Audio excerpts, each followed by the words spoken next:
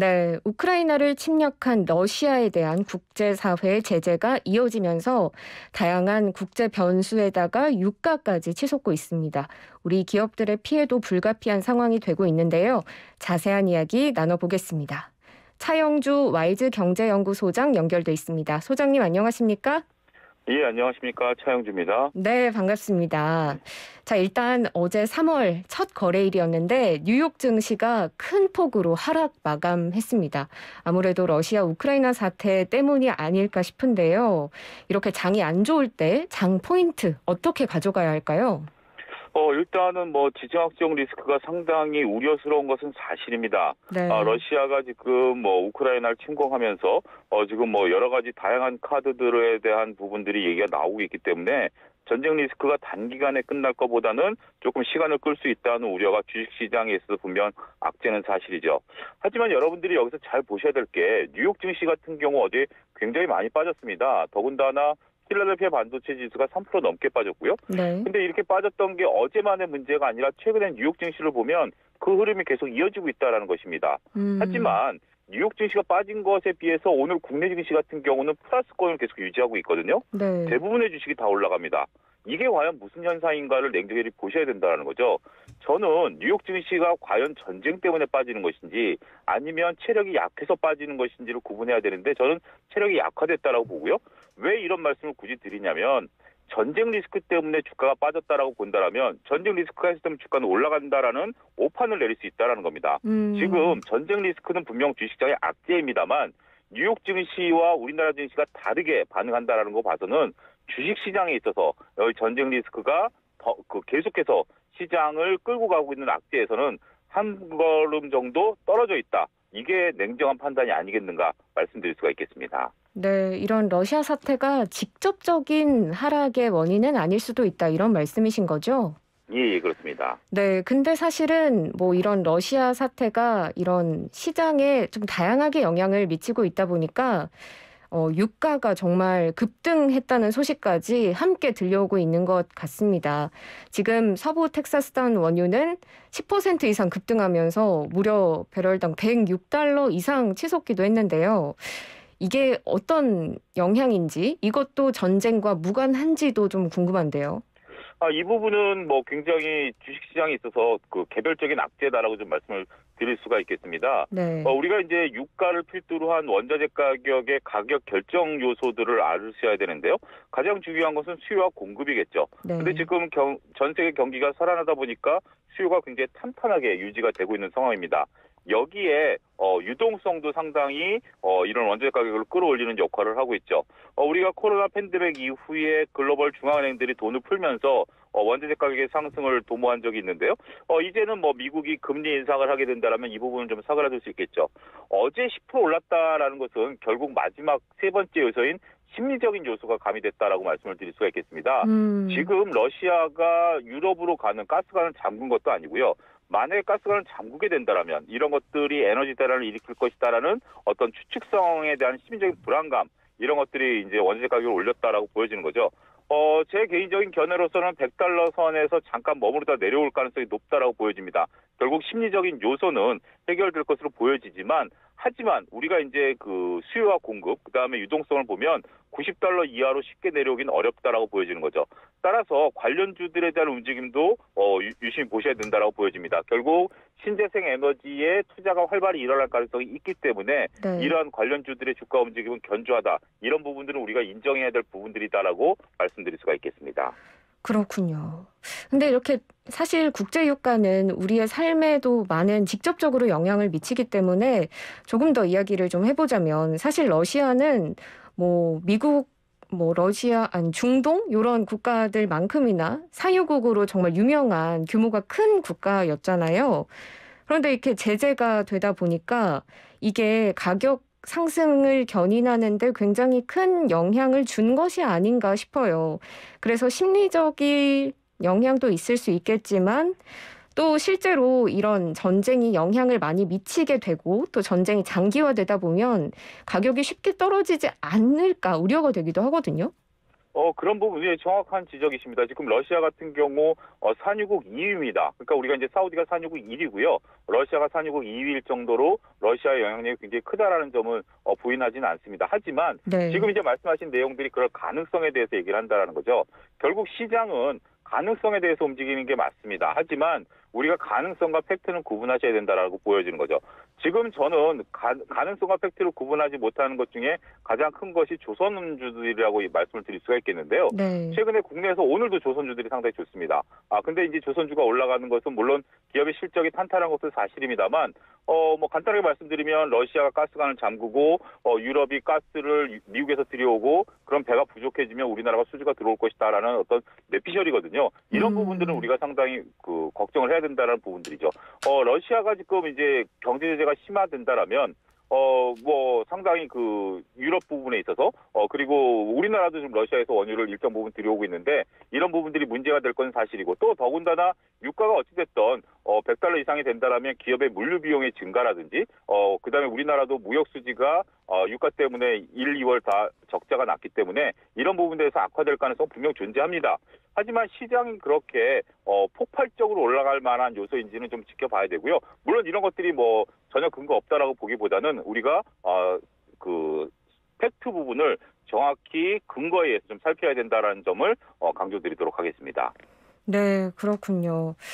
그 러시아가 지금 그 스위프트 국제은행 간 통신협회에서 퇴출됐잖아요. 그렇습니다. 그러면서 우리나라 조선 빅3가 이제 7조 원 가량의 수주 금액을 떼일까 봐 조마조마하는 상황이라고 하는데 어떻게 보시는지 좀 궁금합니다. 예, 그 부분이 우려입니다. 그래 우리가 이제 조선주를 단순하게 앞서 언급드렸던 뭐 가스와 관련해서 이렇게 연결해 보시는 부분들이 있는데 지난 주말에 나온 뉴스를 보면 우리나라 조선사들이 비상대책회의를 했다라는 뉴스들이 올라오고 있습니다. 말씀하신 것처럼 지금 이제 언론사마다 조금씩 금액은 다른데 대략 많은 금액이 지금 물려 있다라는 것들이죠. 지금 이제 이런 것들이 아직 물론 배가 인도되기까지는 시간이 걸리긴 하겠습니다만 네. 지금 이제 조선사들 입장에서는 배 만드는 것을 임의대로 중지할 수 없죠. 배를 만들어야 되는 거죠. 근데 조선사 같은 경우 배를 만들어서 인도할 때 대금의 50%를 받고요. 그 전에 이제 나눠서 받는 부분들입니다. 결국 배는 자기 돈으로 만들어서 인도하고 그 돈을 회수하는 건데 지금 같은 경우 이제 배를 어쩔 수 없이 만들어내야 된다는 거죠. 그리고 배를 만든 다음에 인도에서 50%를 받아야 되는데 그 돈을 못 받을 가능성도 존재한다는 겁니다. 네. 이런 부분들을 보면 지금 조선업종 같은 경우는 오히려 호재보다는 러시아발 리스크에 100% 노출이 되면서 이런 부분들에 대한 걱정이 오히려 작용을 해야 되지 않겠는가 말씀드릴 수가 있겠습니다. 네, 그렇군요. 이렇게 유가, 국제 유가와 조선업 시장까지 좀 살펴봤습니다. 그런데 더 큰 문제는 지금 굉장히 핫한 이슈입니다. FDPR에서 우리나라가 이 예외 적용을 받지 못했죠.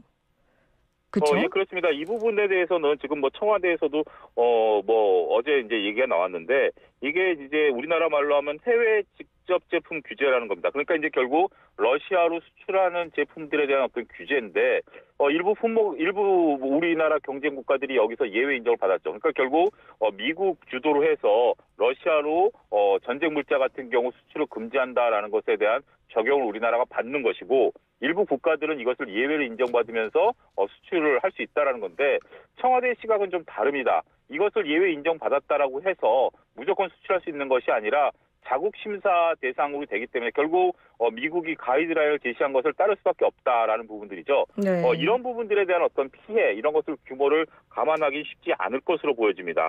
단지 우리가 과거에 러시아의 그 크림반도 사태가 일어났을 때 그때 당시에도 글로벌 제재가 있었고요. 우리나라도 글로벌 제재에 동참을 했었습니다. 네. 이때 당시에 우리나라가 지금 현재도 러시아는 우리나라 교육 규모 12국가인데요. 이게 이제 1년 만에 교육 규모가 반토막이 났다라는 거죠. 그러니까 지금 이제 우리나라 일부 기업들이 러시아에서 상당한 점유율과 시장 진출을 하고 있는 상태인데 글로벌 제재에 동참하다 보니까 무역 규모가 반토막이 나고 일부 대금은 루블화로 또 청산하는 기업들도 있습니다. 근데 아시다시피 현재 루블화의 가격이 폭락을 하다 보니 이런 부분에 있어서 손해를 볼 수 있다라는 점, 이런 점들이 일부 그 러시아와 관련된 기업에 있어서는 손해가 나타날 가능성을 배제할 수 없다.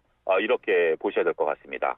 네, 이렇게 해외 직접 제품 규제 FDPR에서 적용 예외를 받지 못했든 적용 예외를 받았든 어쨌든 미국의 가이드라인을 따라야 한다는 점에서는 궤를 같이 하고 있긴 하지만 그래도 우리나라는 이제 미국의 우방국이지 않습니까? 그럼에도 예. 불구하고 적용 예외가 된 이유가 뭐라고 생각하시나요? 글쎄요. 저 그 부분에 대해서는 제가 평가할 수 있는 부분들은 아니다라고 보여집니다. 네. 어차피 이것은 뭐 국제적인 외교 관계라든지 정치적인 관계다라고 말씀드릴 수가 있겠는데 아쉽게도 우리가 이제 호주라든지 일본, 캐나다 같은 국가들은 예외를 인정받았음에도 불구하고 우리가 못 받았다라는 것이 다소 아쉽긴 합니다. 하지만 이 부분은 뭐 어떤 근본적인 이유를 따지기보다는 지금 상황이 그렇게 돌아가고 있고 그러한 상황 속에서 우리 기업들이 얼마만큼 잘 대처할 수 있는가 이 부분을 유심히 살펴봐야 되지 않을까 말씀드릴 수가 있겠습니다. 네, 그러네요. 일은 이미 벌어졌기 때문에 우리 기업들이 잘 대처를 해 나가야 할 것 같습니다. 또 우리 당국도 FTPR 예외 적용을 받기 위해서 또 노력을 해가고 있다고도 얘기를 하셨으니까요. 자, 예. 그러면 저희 지금 완성차 업계도 굉장히 피해가 심하기 때문에 여기에 대해서도 이야기를 좀 나눠보도록 하겠습니다. 지금 러시아에 있는 현대차 공장도 가동이 중단되기도 했는데요. 현지 공장들의 사정이 지금 어떤 상황인가요? 지금 이제 러시아에 있어서 현대차와 기아차의 시장 점유율은 30%에 달할 정도로 굉장히 우리는 현대 기아차가 러시아 시장을 장악하고 있습니다. 네. 그런 상황인데 지금 이제 물론 이제 러시아 전체 시장의 30%가 현대 기아차라는 점이 보다는 현대 기아차 매출에서 러시아가 차지하는 비중이 더 중요하겠죠. 지금 현대 기아차 같은 경우 러시아 비중이 전체 포트폴리오의 8% 정도 됩니다. 그러니까 대략적으로 한 10% 정도 된다라고 가정을 해보도록 하겠죠. 하면 이제 계산이 편하겠죠. 네. 근데 이제 앞서 언급드렸던 크림반도 사태 때 우리가 무역이 반토막이 났기 때문에 이런 부분들에 있어서 뭐 한 50% 반토막이 나면 한 5% 정도 전체 매출에 손해를 볼 수 있다라는 것들입니다. 하지만 음. 이런 부분들은 전체적인 현대기아차의 방향을 바꿀 만한 그런 요소는 아니고요. 이런 것들은 어떤 일시적인 요소다라고 봐야 되겠습니다. 하지만 지금 제가 알기로는 지금 대금을 루블화로 받고 있는데 루블화 네. 가치가 이제 폭락했다라는 거죠. 그래서 동일하게 받았던 금액보다 금액이 더 줄어들 수 있기 때문에 이 부분에 있어서는 현대기아차가 분명 피해를 보고 있다. 근데 지금 일부 뭐 속보이기 때문에 확인된 부분들은 아닌데 러시아 공장과 원활한 지금 소통이 안 되고 있는 것으로 알려지고 있는 상황이거든요. 그런 부분들을 보게 된다라면 공장이 물론 뭐 기술적으로 멈췄다라든지 폭격을 당했다라든지 뭐 물리적인 어떤 충돌이 있었던 것은 아니겠습니다만 어찌됐든 정상 가동까지는 시간이 걸릴 수도 있고요. 이런 부분에 있어서 현대기아차의 어떤 뭐 긍정적인 주가를 끌어올릴 만한 요소는 되지 않는다는 점에 있어서 현재 주가가 조정을 좀 받고 있다. 이렇게 설명을 드릴 수가 있겠습니다. 네, 실제로 지금 뭐 현대차 이런 완성차 업계들의 주가가 연일 계속 떨어지고 있는 상황이지 않습니까? 예. 언제쯤 회복이 될지 아니면 뭐 더 떨어질지 혹시 예측을 해주신다면요? 일단은 뭐 현대기아차, 그러니까 지금 현재 러시아발 이슈로 인해서 빠지는 부분들이 언제 해소되느냐라는 부분들을 보게 된다라면 네. 이제부터 시작이기 때문에 그 부분은 해소되기가 쉽지 않다라는 점을 말씀드리겠고요.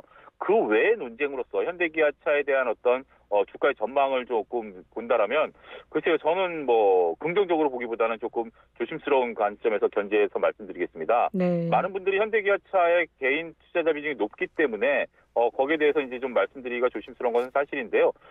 현대기아차가 뭐 일정 부분 전기차 부분에서 테슬라를 꺾은 것도 사실이고요. 뭐 잘 나가고 있는 건 사실입니다. 하지만 현재 지금 현대기아차만 전 세계 자동차 회사가 있는 것은 아니거든요. 나머지 회사들도 지금 점유율이 굉장히 높고요.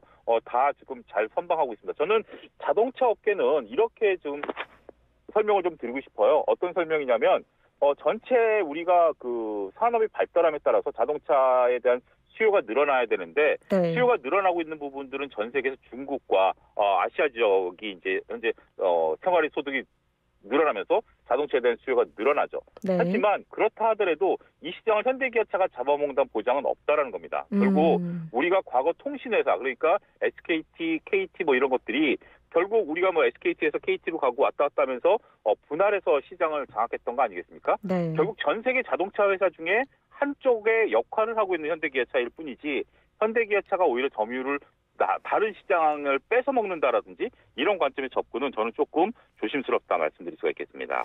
네, 그렇군요. 또 그리고 한 가지 더 궁금한 게 러시아에 있는 우리나라 자동차 공장에 우리가 반도체를 지금 보낼 수 있는 상황인가요? 지금 FDPR 지금 때문에 좀 우려가 되는데요. 예, 그렇습니다. 그 부분도 현재 지금 우려시되고 있습니다. 지금 뭐 반도체 같은 경우 당장 보내기는 쉽지 않을 것으로 보여지고요. 네. 이런 차량용 반도체라든지 이런 부분들이 규제 대상이기 때문에, 글로벌 규제 대상이기 때문에 다른 나라들도 보낸다라는 것은 쉽지 않을 것으로 보여집니다. 그렇게 된다라면 지금 뭐 자동차 같은 경우 반도체들이 지금 들어가고 있는 부분들, 이런 부분들이 분명 존재하기 때문에 이런 부분에 있어서 생산이 어려울 수도 있죠. 하지만 말씀드린 것처럼 차지할 규모가 크지는 않습니다. 따라서 이런 부분들이 현대기아차의 주가를 끌어내리는 요소보다는 상승을 제어하는 요소가 되지 않을까 말씀드릴 수가 있겠습니다. 네, 러시아의 반도체 수출 비중이 좀 적긴 하기 때문에 큰 타격을 반도체 업종이 받기보다는 완성차 업계가 받을 확률이 더 커지는 상황인 거죠? 그렇습니다. 물론 우리는 뭐 삼성전자라든지 LG전자 같은 제품들 점유율도 상당히 높은 것은 사실입니다만, 네. 이러한 것들이 시장의 트리거가 될 가능성은 별로 그렇게 크지 않다라는 것들이죠. 네. 결국 우리가 차량용 반도체 같은 경우도 국내보다는 동남아에서 넘어가는 물량이 더 많거든요. 그렇기 때문에 그럼 물론 이제 동남아에서도 넘어가는 물량들이 전반적으로 쉽지 않겠죠. 하지만 우리가 이제 이런 부분들이 일시적인 요소이냐 중장기적인 요소이냐에 따라서 아직까지 현재 지금 외교전이 펼쳐지고 있는 상황에서 쉽게 판단을 내리기는 어렵다 이렇게 말씀드릴 수가 있겠습니다. 그렇군요. 확실히 불확실성이 좀 커진 것 같습니다. 또 아까 말씀해 주셨던 것처럼 루브라 가치가 정말 폭락했죠. 그렇기 때문에 이게 또 완성차 업계에 영향을 미치고 있는 것 같은데요. 이 루브라는 가치가 다시 올라갈 가능성은 없는 걸까요? 뭐 언젠가는 회복을 하겠죠. 하지만 지금 현재 글로벌 제재가 시작됐다라는 점에 있어서 네. 루브라의 어떤 부분들이 상당 부분 약세를 나타낼 가능성은 배제할 수 없습니다. 더군다나 지금 이제 러시아 중앙은행이 금리를 대폭 올려놨기 때문에 20%까지 금리를 올려놓지 않았습니까? 네. 이런 부분들 때문에 더욱더 통화 약세가 이루어질 가능성은 배제할 수 없다는 거죠. 당분간 이러한 제재 속에서는 머무를 수밖에 없습니다. 지금 이제 뭐 푸틴 대통령이 뭐 발을 들여놨는데 당장 발을 빼기도 상당히 조금 쉽지 않은 상황이죠. 우리가 뭐 전쟁을 일으킨 입장에서 본다라면 다시 우리가 경제 제재를 당했으니 전쟁을 물려달라 이렇게 할 수도 없고 뭐 푸틴 대통령도 이 상황을 가만 안 했을 리 없다라고 보여지면 이 상황이 좀 증기화된다라면 결국 서방이 할 수 있는, 그러니까 지금 러시아는 무력 도발을 했는데 서방에서 할 수 있는 게 과연 무엇이냐라는 거죠. 서방에서 지금 할 수 있다라는 것은 전쟁 물자를 러시아군에게 우크라이나군에게 보급하는 거, 그 외 플러스는 외교적인 부분들, 말로 할 수 있는 부분들입니다. 이게 바로 중요한 게 경제 제재고요. 이런 부분들이 쉽게 사그라들지 않는다라면 결국 러시아는 무력 도발을 했고 서방 국가들은 경제 제재, 이런 부분들이 된다라면 루브라의 약세는 당분간 유지될 수밖에 없지 않겠는가. 단지 지금 현재 우려되는 것은 그 러시아의 외환 보유고가 상당히 높기 때문에, 즉 외환 보유고라면 달러 자산인데 이런 부분들이 좀 많이 있다라는 것이 러시아 경제가 바로 무너질 것보다는 서로 간의 시간 싸움이 들어간 부분들이 아니겠는가 말씀드릴 수가 있겠습니다. 네, 그렇군요. 지금 저희 시간이 한 1분 정도 남았는데요. 마지막 질문 드려보겠습니다. 지금 우크라이나 사태가 터지면서 시장이 전체적으로 침체되니까 그 미 연준이 금리 인상을 꽤 많이 올리겠다고 경고를 했는데 이 속도를 늦출 수도 있다 하는 전망이 나오고 있습니다. 긴축 정책의 방향이 좀 달라질 거라고 생각하십니까? 글쎄요. 그 부분에 대해서는 저는 상당히 조심스럽다라고 말씀드릴 수가 있겠습니다. 네. 연준이 바라보는 것은 경제 성장이 아니라 물가와 인플레이션이거든요. 오히려 인플레이션이 자극되고 있기 때문에 연준이 금리 인상 속도를 늦출 만한 그런 근거가 되지는 않습니다. 하지만 연준이 전쟁 때문에 그리고 원자재 가격 폭등 때문에 금리를 올리려다 안 올린 것은 연준 역사상 딱 한 번 있습니다. 네. 그렇기 때문에 이번에 많은 분들이 50bp보다는 25bp 정도 금리 인상을 예측하고 있습니다만 이것도 제가 볼 때는 너무 희망적인 부분들이다라고 말씀드릴 수가 있겠고 역시 시장에서는 50bp까지는 각오를 하셔야 된다라고 보여지고요. 서로 25bp 금리 인상을 하게 된다면 다음번에 전쟁 리스크가 끝난 다음에 또 한 차례 긴축이 더 빨리 나올 수도 있습니다. 차라리 지금 시장이 예상하고 있는 50bp를 지금 하고 그 다음에 연준의 어떤 뭐 스탠스를 조금 조심스럽게 변화하는 것이 오히려 주식시장에서는 좀 긍정적이지 않겠는가 말씀드릴 수가 있겠습니다. 네, 금리 인상이랑 러시아 사태는 살짝 분리해서 보는 것이 좋을 것 같습니다. 오늘 말씀 여기까지 듣겠습니다. 고맙습니다. 예, 감사합니다. 네, 지금까지 차영주 YG경제연구소장과 함께했습니다.